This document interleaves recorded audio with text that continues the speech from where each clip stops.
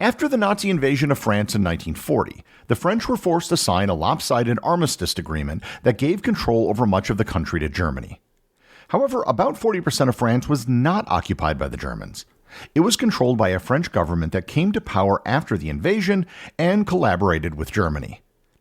The government ruled much of France for 4 years until the Allied invasion, and after liberation, the collaborators paid the price. Learn more about Vichy France and the governing of France during the Second World War on this episode of Everything Everywhere Daily.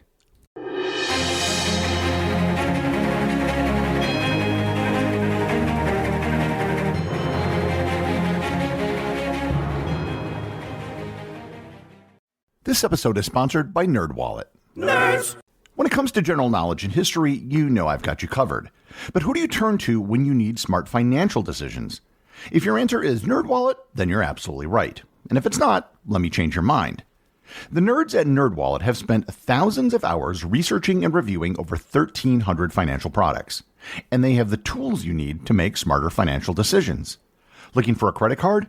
Go beyond the basic comparisons, filter for features that matter to you, and read in-depth reviews.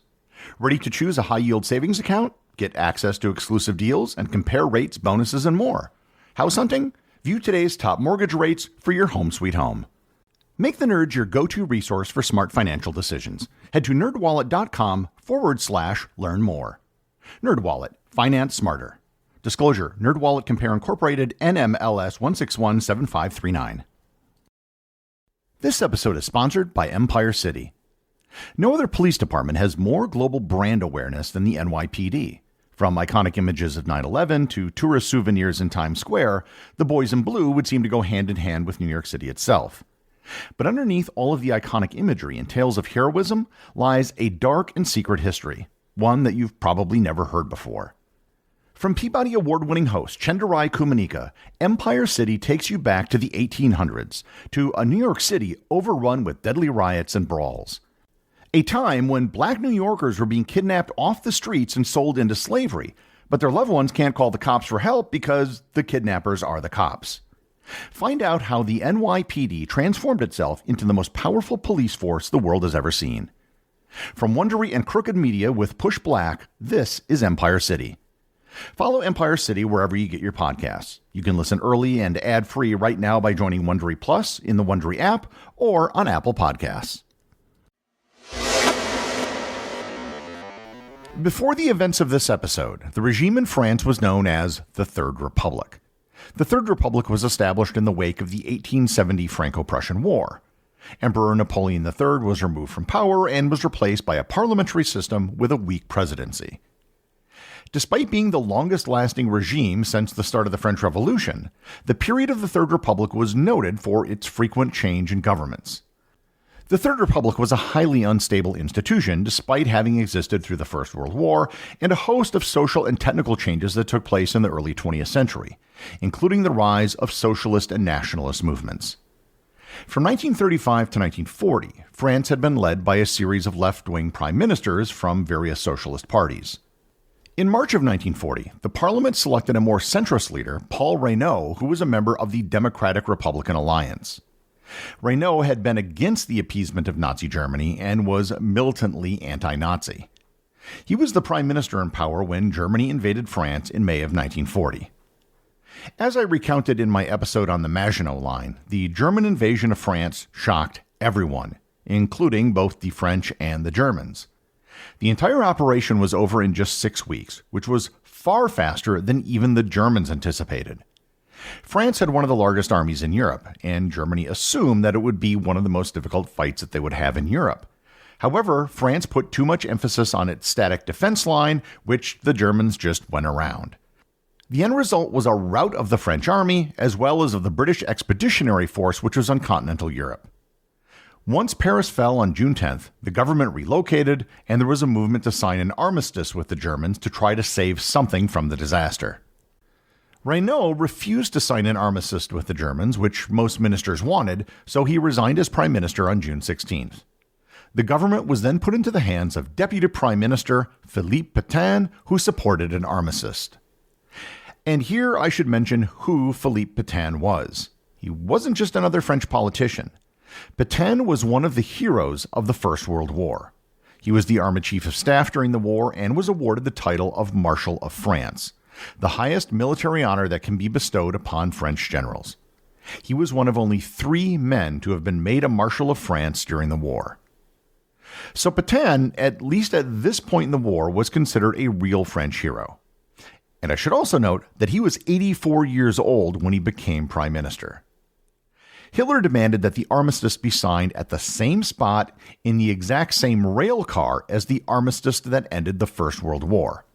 In fact, Hitler sat in the same chair as Marshal Ferdinand Foch had done in 1918 and left early the same way Foch did as well. The armistice was extremely lopsided in favor of Germany. There was no negotiation. The French were told to take it or leave it. The terms of the agreement included a ceasefire and the establishment of a demarcation line through France. The Germans would occupy the north and west of France along the Atlantic, which consisted of about 60% of French territory. The French government would control the remaining 40%, plus France's overseas territories. On paper, France would still retain its status as a sovereign country, but the reality was quite different. The French army would be limited to 100,000 men. All current French prisoners of war from the Battle of France would remain in captivity until Britain had been removed from the conflict, which never ended up happening, and the French fleet was to be disarmed and confined to its ports under German and Italian control. Both the French and Germans thought that Britain would come to terms quickly. Instead, all the French prisoners remained as prisoners of war until 1945. And on top of all that, the entire German occupation would be paid for by the French. The reason why Hitler allowed an independent France to exist is because they didn't want to control France completely. If they occupied all of France, it would tie up an enormous number of men, and it would give the French populace more reason to rebel and fight back. The new French government under Philippe Pétain moved its administrative seat to the city of Vichy in what became known as the Zone Libre, or Free Zone of France, as opposed to the Zone Occupée that the Germans occupied. And I should note there was a small part of southeastern France that was occupied by Italy. The new government in Vichy began to change things almost immediately. On July 10th, the parliament officially dissolved the Third Republic, and on July 11th, Pétain assumed the new position of Chief of State, which was formerly the equivalent position of president. Pétain had basically assumed dictatorial control over France, at least the parts that the Germans didn't directly occupy. The regime's motto was Work, Family, Homeland, emphasizing traditional values as a counterbalance to the perceived disorder of the Republican period. Vichy France was characterized by an ideology that included elements of nationalism, authoritarianism, and in some cases, alignment with Nazi racial policies. The government restructured itself to consolidate power around Pétain, who wielded significant personal authority. The Vichy government's policies were very collaborationist, although they resisted openly joining Italy and Germany as part of the Axis alliance. Technically, France was neutral for the rest of the war, which meant that French troops wouldn't be fighting outside of France on behalf of Germany. When the government was formed, most people in France were initially supportive, if only because it halted the German advance. However, that honeymoon with the French public didn't last very long. Vichy officials cooperated with German authorities in the deportation of Jews and other persecuted groups to concentration camps, implemented anti-Semitic laws, and recruited labor for German factories. The regime abolished many Republican institutions, replacing elected positions with appointments made by Pétain. The regime also sought to reshape French culture and society through propaganda and controlled media, promoting its values and justifying its collaboration with Germany. Pétain, the former hero of France, had become a dictator and a collaborator at the highest level of government. While the Vichy regime was officially in charge of the government, it faced internal opposition from the French resistance, which comprised various groups across the political spectrum that fought against both the German occupation and Vichy's authority. The resistance conducted espionage, sabotage, and guerrilla warfare, and also worked with the Allied forces to prepare for the liberation of France. In addition to the occupied and free zones in France, there was a third France, Free France. Free France was the government in exile that was led by General Charles de Gaulle. The Free French government was headquartered in London. Initially, most French colonies sided with the Vichy government. Cameroon was the only colony in Africa that initially sided with Free France, along with various territories in the Pacific and South Asia. A referendum was held in French Polynesia, which was 5,564 to 18 against the Vichy government.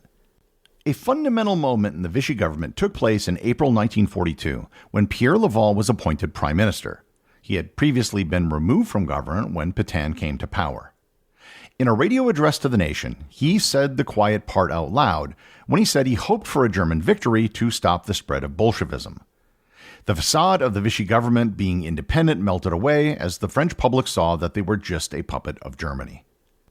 The division between the occupied and free zones in France ended in November 1942 when the Allies conducted Operation Torch, the invasion of North Africa. By this time, 2 years after the German invasion of France, most of the overseas French soldiers became disillusioned with the Vichy government and shifted their support to the Free French government. After limited resistance to the Allied landing, French troops eventually arrested the Vichy French leaders and threw their support to the Allies. One of the reasons Germany allowed a non-occupied zone in France is because they didn't want North Africa to serve as a base to continue the fight against Germany. Now that North Africa was under Allied control, and all overseas French territories were under the control of the Free French government in exile, the reason for the Free Zone no longer existed. On November 8th, Hitler ordered Case Anton, the operation to occupy the Free Zone in the island of Corsica. Italy also dramatically expanded its zone of occupation in France. In June 1943, de Gaulle and other Free French leaders established the French Committee of National Liberation. Based in Algeria, this was recognized as the legitimate French government by the Allies, and they represented France to the alliance. The end of the Vichy government came with the Allied invasion of Europe on D-Day, June 6, 1944. As the Allies moved across France, the Vichy government continued to lose power until everything collapsed on August 25th with the liberation of Paris. A small group of Vichy officials fled to Germany, and with the approval of Hitler, set up a government in exile at Castle Sigmaringen, located in the German state of Baden-Württemberg. Known as the Sigmaringen Enclave, it became a haven for Vichy officials and French collaborators. From September 1944 until the end of the war, they basically played pretend government. There they did things like issue postage stamps and met with officials from other Axis powers, but fundamentally they ruled no territory and no people. In April 1945, as the Third Reich collapsed, the Enclave was disbanded. Its members were captured by French forces or fled further into Germany. In the aftermath of the war, there was widespread public acts of revenge against collaborators, as well as legal consequences. Approximately 120,000 people were investigated for their collaboration with the Nazi regime and the Vichy government. Of those investigated, around 50,000 cases went to trial. The outcomes ranged widely, from acquittals to sentences that included imprisonment and, in some cases, the death penalty. Pierre Laval, the prime minister of the Vichy government who openly supported a German victory in the war, was found guilty of treason and was executed on October 15, 1945. Philippe Pétain, who retained the position of chief of the French state throughout the entirety of the war, was also put on trial and found guilty of treason and the special crime of indignité nationale, or national indignity, which was a crime created to close a legal loophole as defendants could say that they didn't commit treason as they were technically working for the French state. Pétain was sentenced to death and was stripped of all his property and honors. De Gaulle, who was the head of the provisional government of the French Republic, commuted Pétain's sentence to life in prison because of his advanced age. He was 89 at the time of sentencing. Soon after his prison sentence began, he started showing signs of dementia. By 1949, he was barely lucid and required full-time care. He died in 1951 at the age of 95. In the years since, France has struggled with the legacy of Philippe Pétain, one of France's greatest heroes of the First World War and one of the greatest villains of the Second. Vichy France was unlike any other government during the Second World War. Most conquered countries were either directly occupied or had a local government that was appointed by the conquerors. Vichy France was different. It had the veneer of being independent, and its leaders were in fact selected, at least initially, by an elected French parliament. However, in the end, it was nothing more than a puppet government for the Germans, and many of those in the Vichy government ended up paying for it with their lives. The executive producer of Everything Everywhere Daily is Charles Daniel. The associate producers are Benji Long and Cameron Kieffer. I want to give a big shout out to everyone who supports the show over on Patreon, including the show's producers. Your support helps me put out a show every single day. And also, Patreon is currently the only place where Everything Everywhere Daily merchandise is available to the top tier of supporters. If you'd like to talk to other listeners of the show and members of the Completionist Club, you can join the Everything Everywhere Daily Facebook group or Discord server. Links to everything are in the show notes.